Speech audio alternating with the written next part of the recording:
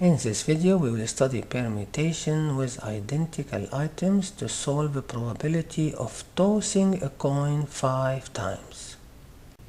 A coin is tossed 5 times and the sequence of heads and tail is recorded.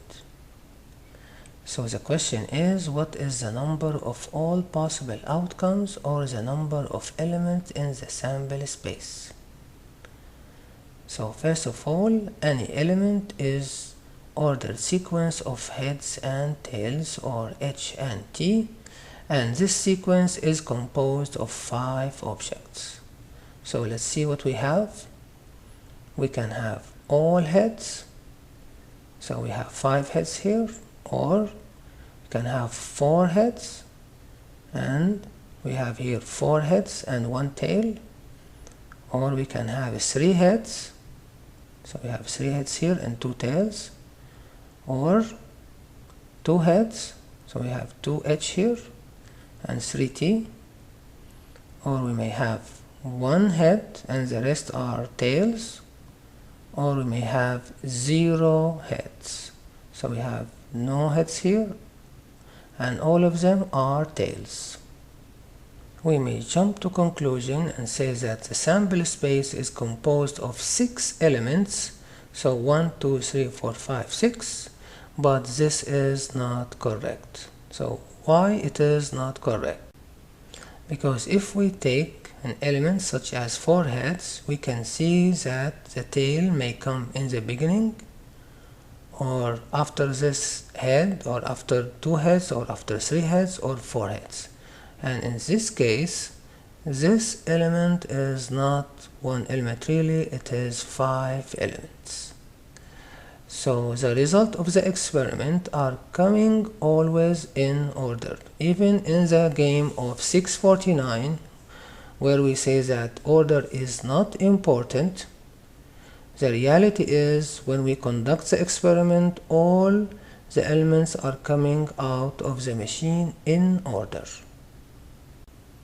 So for the case of all heads, we have only 1 permutation, and we can apply the permutation formula. So we have permutation of 5 objects divided by 5 identical objects times 0 identical objects, because we do not have a tail here.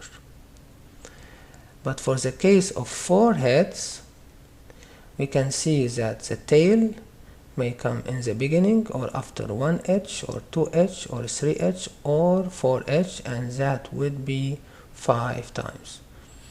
And we can apply the permutation formula with identical items of 5 objects taken 5 at a time with 4 identical objects, and its corresponding number is 4 factorial times 1 identical object, which is the tail here. So we get 5 possible permutation.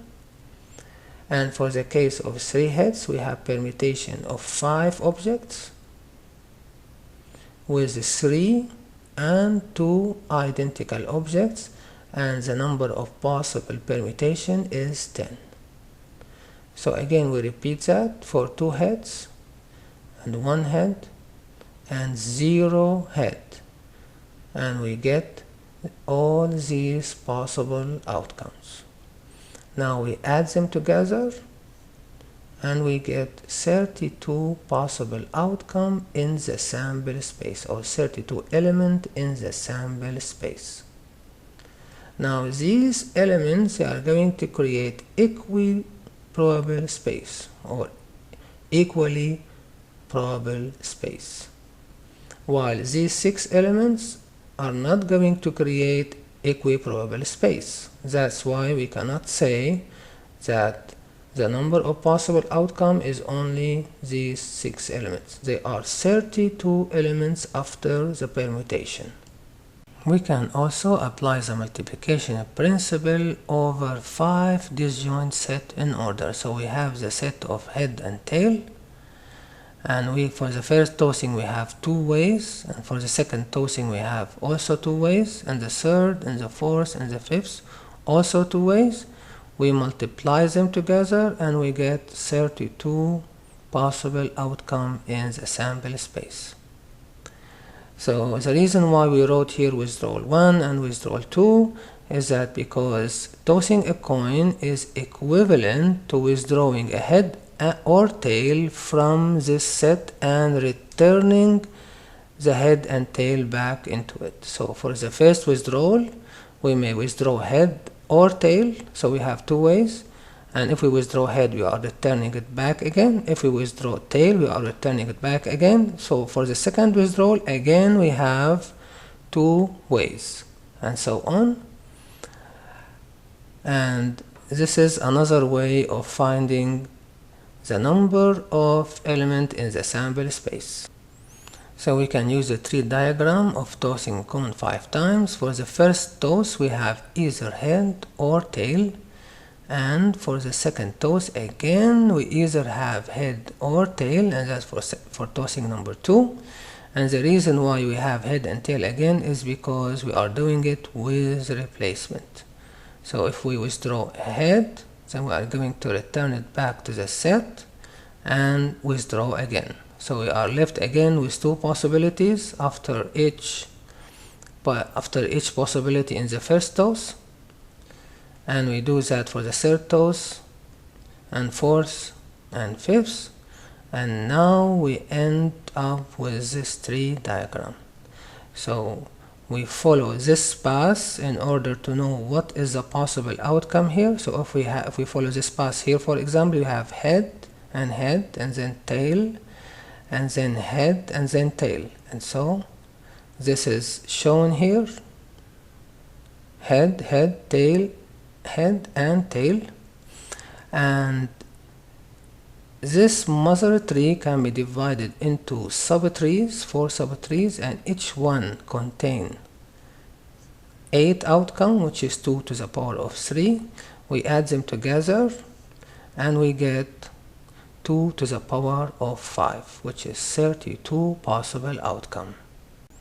So now we can see that we have a sample space of 32 possible sequence outcomes. And this sample space can be divided into these 6 subsets. So for the first subset, we have only one element. So we have all heads subset with one element, and 4 head subset with 5 elements, and 3 heads subset with 10 elements, 2 head subset with 10, and 1 head subset with 5, and 0 head subset with 1 element. Now if we want to see the element of these subsets in detail, so we can write them in order. So for the first subset, for the case of 5 heads, we have 1 element. For the case of 4 heads, we have 5 elements, and for the case of 3 heads, we have these 10 elements, and we continue doing that until we get all elements in front of us. So these elements, all of them constitute the sample space S, and we can create partition among them, and each partition represent a subset, and these are all the subsets we created, and we call that partition in the sample space. We can see that the union of all these subsets are going to constitute the sample space itself. So question number 2, what is the probability of the events all heads, 4 heads, 3 heads, etc.? So we know that the probability of an event is the number of elements in the event divided by the number of elements in the sample space. First of all, we notice that all these events are disjoint events, meaning that their intersection is going to give us the null set. So for the case of all heads, probability is 1 divided by 32. We have 1 element only in this event. And for the case of 4 heads event, we have 5 elements in this event divided by 32 will give us the probability of 4 heads event. And we do that for the rest. and we get all these probabilities. Now if we add them together, we get 1. And the reason why we get 1 is because the union of all these events is going to give us the sample space, and because all these events are disjoint events. Question number 3. What is the probability of the event at least 3 heads? And that means we may have 3 heads or more. So the event of 3 heads we have here, or the event of 4 heads, or the event of all heads, and their union is going to create the event which we are looking for, and that is at least 3 heads event.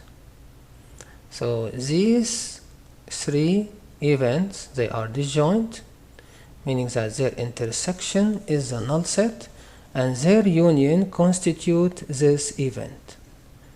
So we add their probability together, so the number of elements in this event is 1 plus 5 plus 10 divided by 32 will give us the probability of this event, and which is 0.5. Question number 4. What is the probability of the event at most 2 heads? So we may have 2 heads or less. So we have the event of 2 heads here, or 1 head, or no heads, and their union is going to give us the event at most 2 heads. So these 3 events are disjoint, and their union constitute the event at most 2 heads. So the probability here is the number of elements in these events. So we have 1 plus 5 plus 10 divided by 32, and this is equal to 0.5. We can see that these 2 events, at least 3 heads and at most 2 heads, divide the sample space into 2 events, or create a partition in the sample space.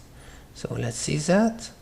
So we have the event at least 3 heads with all these elements, 16, and at most 2 heads with all these 16 elements, and they create a partition here in the sample space.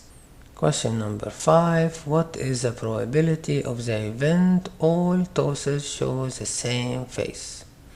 So we may have all tosses showing heads, or all tosses showing tails, and the union of these 2 events is going to give us the event we are looking for. All tosses show the same faces, and these 2 events are disjoint. Their union creates the event we want, so the probability is number of elements in these 2 events, which is 1 plus 1 divided by 32, is going to give us the probability of this event.